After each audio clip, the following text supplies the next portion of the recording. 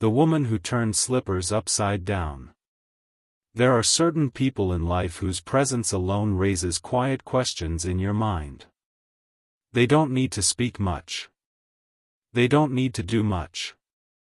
Something about them simply makes you uncomfortable, even if you can't explain why. This is the type of person Madame Ori was. She lived in one of the older houses in the neighborhood, surrounded by large mango trees that blocked sunlight from touching her compound fully. Her windows were always closed, even on the hottest days, and her door was always half open, as though waiting for something, or someone. But the one thing everyone knew about her house was the rule. No one entered with footwear. Not children. Not adults. Not guests. Not even delivery people. Her eyes would follow you sharply the moment you approached her door, and in her calm, deep voice, she would always say, "Remove your slippers outside. My house must be walked in barefoot." Most people avoided her entirely. Others, who didn't have a choice, obeyed quickly. But what no one understood was why she was so strict about it. That was until Tina came into the story. Tina was a bright young girl, cheerful, always eager to make friends. She met Ada, Madame Ori's daughter, in school. Both of them were classmates, and quickly, their friendship grew effortlessly. Ada was soft-spoken, helpful and kind. She didn't have many friends because people feared her mother, but Tina didn't judge her based on rumors. She believed in seeing things for herself. So one Saturday afternoon, when Ada invited her over to study, Tina agreed. She didn't understand what she was about to walk into. The moment Tina stepped through the compound gate that first day, she felt a strange heaviness around her. The house was quiet, too quiet for a home with people living in it. Ada opened the door with a smile. "Welcome," she said. And behind her, Madame Ori appeared. Her eyes landed on Tina immediately. Sharp. Cold. Assessing. She didn't smile. She didn't greet. She only nodded. Then she said what she always said. "Remove your slippers outside before you enter." Tina hesitated, but Ada whispered, "It's just her rule. Don't worry." So Tina removed her slippers and neatly placed them beside the door. She walked in barefoot, feeling the coldness of the tiled floor beneath her feet. She stayed for 2 hours. They studied, laughed, and talked. Nothing unusual happened. When she was ready to go home, she stepped outside and saw her slippers turned upside down.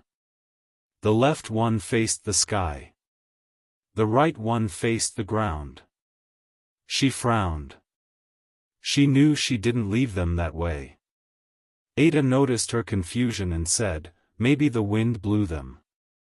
But there was no wind that day. Tina ignored it. She put them on and went home. On her second visit, it happened again. On her third, fourth, fifth, the same thing. Each time she removed her slippers, she placed them neatly. Each time she returned, they were turned upside down. It bothered her. It made no sense. But she didn't want to suspect anything. Meanwhile, certain things in Tina's life started changing, little by little. She became forgetful. Her grades dropped. She felt weak often. She couldn't explain the sudden heaviness in her mind. Still, she continued visiting Ada. Still, she continued removing her slippers. Still, she continued picking them up upside down. And still, she ignored the signs. One afternoon, Tina stopped by a small roadside shop to buy snacks on her way home. While waiting for her change, she overheard 2 older women speaking nearby. Their voices were low, almost fearful. "People don't know who that woman really is," one said.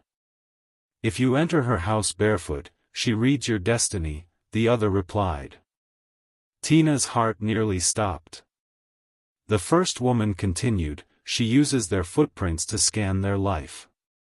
Anything good she sees, she weakens it. Anything bright she sees, she dims it.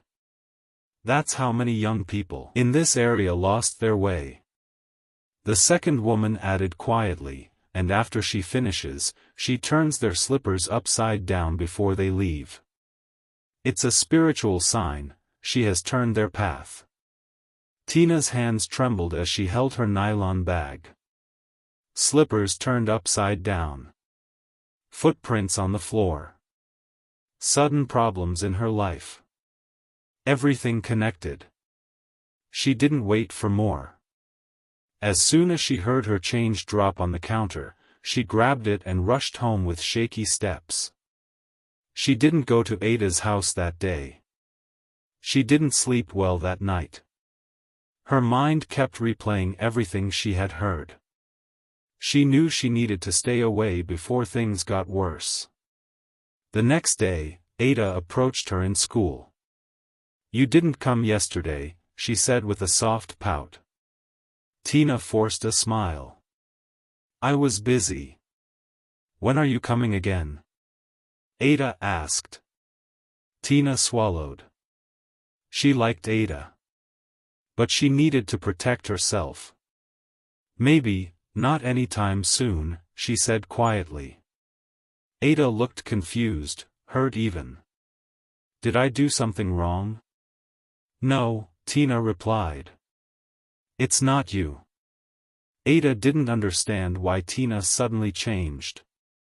She asked again and again, but Tina never gave a proper answer. She didn't want to accuse her friend's mother. She didn't want to create problems. She simply needed distance. And so, slowly, they drifted apart. Tina avoided going near their street. She avoided passing their house. She avoided any situation that would put her near Matamori. And as time went on, things in her life gradually began to improve. Her mind became clear again. Her strength returned. Her academics stabilized. The heaviness she once felt disappeared. She realized she had escaped something dangerous, something she didn't fully understand. Months later, Tina heard more rumors about Matamori. A boy who used to visit their house often suddenly fell sick. A girl who once stayed close to Ada experienced strange setbacks. People spoke quietly, but everyone agreed, something wasn't right with that woman. What Tina overheard from the women at the shop wasn't a lie or an exaggeration. It was the truth that many people were too scared to talk about openly. And every time she remembered how often she walked into that house barefoot, she shivered. She didn't need further proof. She had seen enough signs. The upside-down slippers were not ordinary. They were warnings. Signs. Messages she didn't understand at the time. But she understood now. And she promised herself that she would never ignore her instincts again. Years passed. Tina and Ada grew older and went separate ways. They lost contact completely. Tina never regretted her decision to stay away. The distance saved her life. Now older and wiser, she often thought about how life warns us, not through dramatic events, but through small, repeated signs. A strange feeling. A sudden discomfort. A pattern you can't explain. A simple instinct telling you something is off. Sometimes the universe whispers before it screams. And in Tina's case, the whispers were her upside-down slippers. She didn't recognize it then. But she understood it later. Some people smile at you, but their heart is not clean.